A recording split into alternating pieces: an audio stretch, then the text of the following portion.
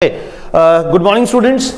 Once again we are in the class of gravitation and today's topic is one of the most important topics as far as class 11th is concerned. Okay, इसको थोड़ा सा tilt कर दो. आपका ये जो topic है Kepler's law. Kepler ने 3 लॉ दिए. वो 3 लॉ में सबसे पहला लॉ क्या है? फर्स्ट लॉ जो है all planets moves in elliptical orbits with sun as one of the focus in the ellipse. ये क्या करते हैं? जितने भी प्लैनेट्स हैं ये एलिप्टिकल ऑर्बिट्स में घूमते हैं. ठीक है जी,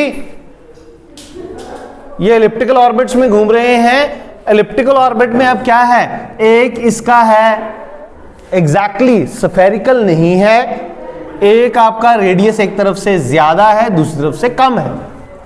ठीक है जी, क्लियर है? तो इसमें फर्स्ट लॉ इसका यही है कि जितने भी प्लैनेट्स हैं वो इलिप्टिकल ऑर्बिट में घूमते हैं. सेकंड लॉ जो है इसको हम लॉ ऑफ एरिया भी कहते हैं. Second Kepler's law states that areal velocity of a planet around sun remains constant.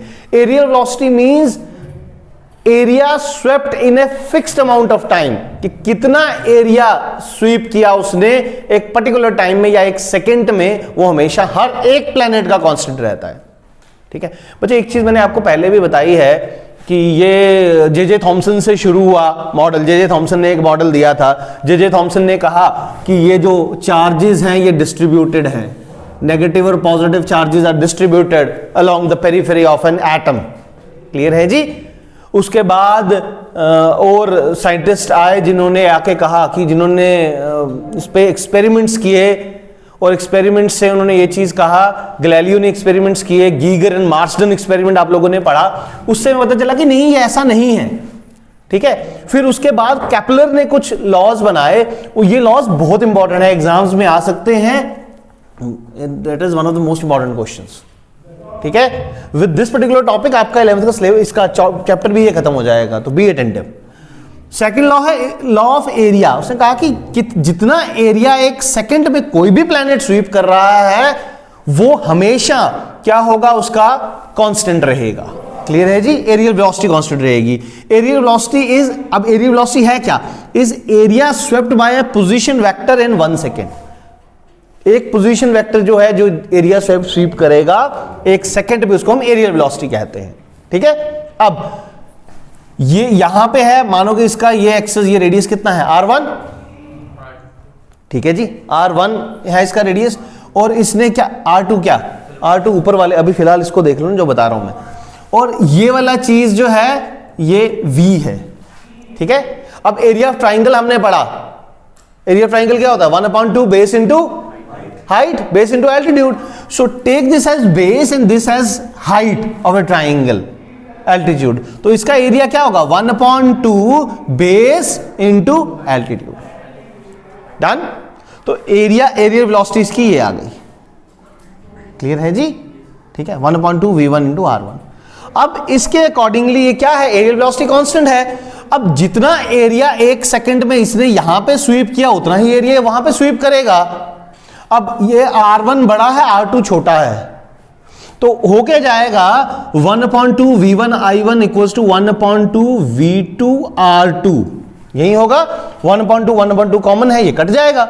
It means V1 R1 velocity into उसका सेमी मेजर एक्सेस, जो भी उसका वो होगा, रेडियस होगा, वो velocity into radius, velocity into radius. ठीक है जी, ये क्या है? कांस्टेंट्स हैं. अब यहां पे आप लोग एक चीज चेक कर सकते हो कि ये 1/2 कट गया. V1 R1 is equals to V2 R2. अब अगर R1 बड़ा है, ठीक है जी, तो इस चीज को कांस्टेंट रहना है या इसके बराबर रहना है, तो कॉरस्पॉन्डिंगली वेलोसिटी चेंज हो जाएगी. कॉरस्पॉन्डिंगली वेलोसिटी चेंज हो जाएगी, यही होगा. फिर आगे जाके हमने ये देखा कि V1 I1 V1 R1 equals to V2 R2. जब हम रेशियो लेते हैं V1/V2 इक्वल्स टू R2/R1. अब अगर हम सिर्फ एरिया 1 की अगर लें तो V1 is inversely proportional to R1. Velocity is inversely proportional to radius. अगर रेडियस ज्यादा तो वेलोसिटी कम, अगर रेडियस कम तो वेलोसिटी ज्यादा. तो इसका मतलब क्या है? हमारी अर्थ भी जो सन के मानो ये सन है, हमारी अर्थ भी इसके आगे पीछे घूम रही है। जब अर्थ इस जगह पे होगी रेडियस ज्यादा तो वेलोसिटी कम, जब यहां पे होगी अर्थ रेडियस कम है तो वेलोसिटी ज्यादा। बात समझ में आ गई? क्लियर है? यही था, ये सिर्फ अर्थ के लिए नहीं, किसी भी प्लैनेट के लिए जब केपलर ने ये स्टडी किया तो उसको पता चला एरियल वेलोसिटी क्या है, कांस्टेंट है। क्लियर है जी? इसलिए हम इसको क्या कहते हैं, लॉ ऑफ एरिया भी कहते हैं। और ये जो है this law is based on conservation of angular momentum. ये लॉ बेस किस चीज पे बेस करता है, conservation of angular momentum. Done? Now दो लॉज को डाउट है तो बताओ। थर्ड केपलर का लॉ जो है उसको हम लॉ ऑफ टाइम भी कहते हैं। लॉ ऑफ टाइम क्यों? ये कहता है the square of the time period of revolution. एक चक्कर लगाने में उसको जो टाइम लगा दैट इज टाइम पीरियड। ठीक है जी? एक रेवोल्यूशन का जो टाइम पीरियड है किसी भी प्लैनेट का, उसका आप ले लो क्या, स्क्वायर कर लो। Around the sun is directly proportional to the cube of semi major axis of its elliptical orbit.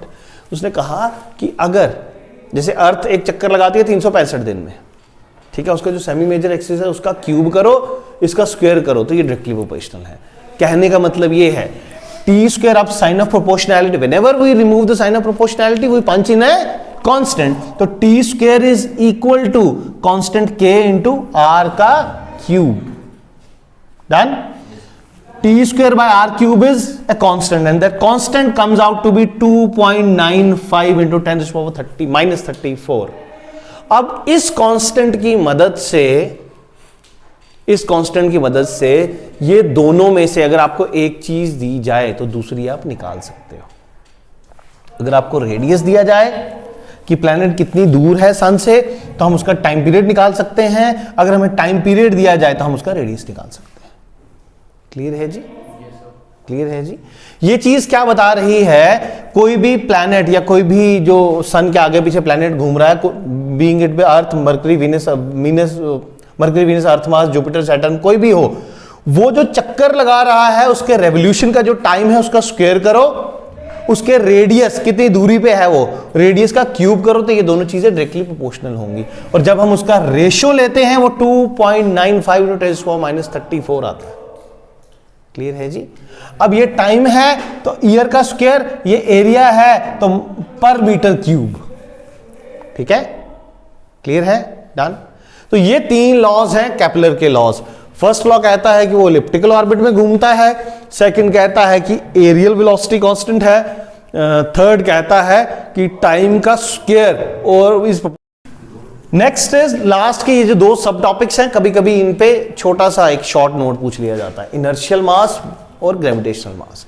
Gravitational मास क्या है या वेट हमारा क्या है, force with which a body is attracted towards the centre of the earth.